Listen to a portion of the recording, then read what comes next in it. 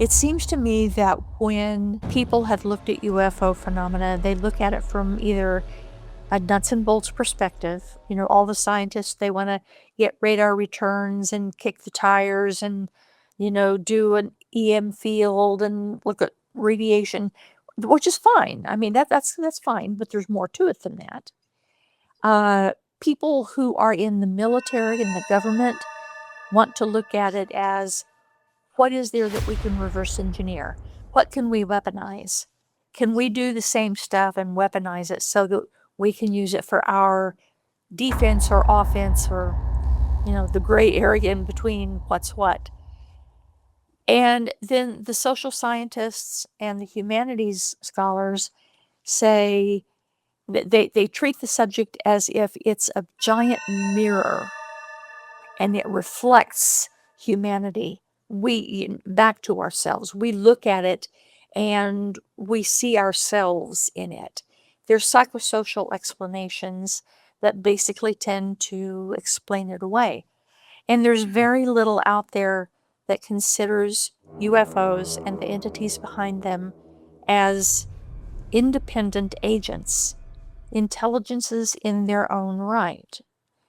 And there's very little in the UFO community that does do that.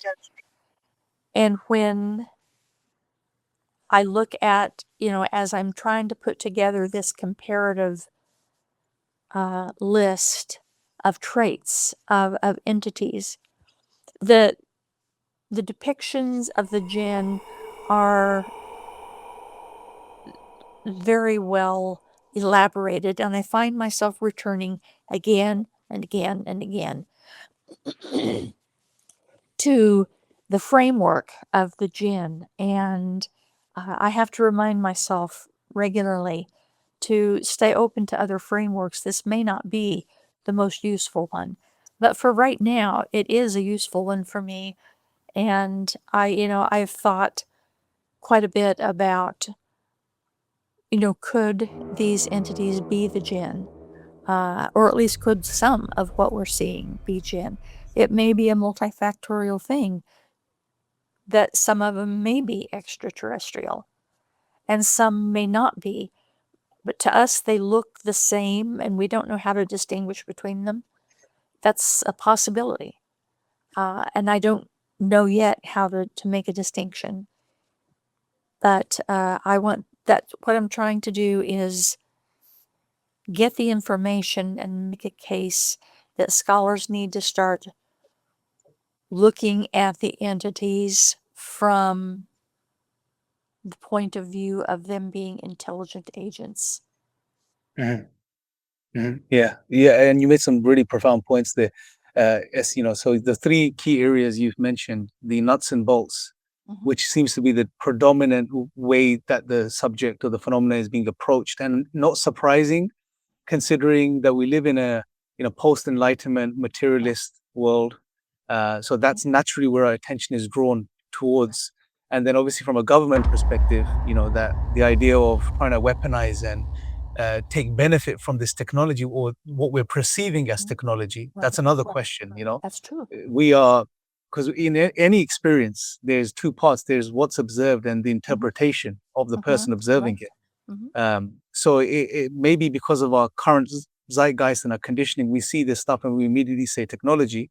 And when we say that, we frame it that way, then we want to, benefit from that technology. But there's still the possibility, maybe it's not technology, maybe it's something else, so that does make sense. And then the psychic aspect, which you mentioned, which not many people mention, but I think Jung was one of the first ones to, in his book on flying saucers, propose that type of perspective. Although I don't think he himself disagreed with the physical nature of the UFOs as well. As far as I can tell, he came down on the side, he was ambivalent. He recognized the physical nature. I mean, anything that will leave a track on radar is in some sense material, for sure. But on the other hand, there were enough characteristics of it that pointed to kind of a psychological piece, and I don't think he ever came down solidly on one side or the other. Yeah, that was one of the areas where he couldn't sort of square the circle, but he did, it seemed to suggest that the collective unconscious, when it projects, it does take on a physical form too. But I don't think he goes into explaining how that may work.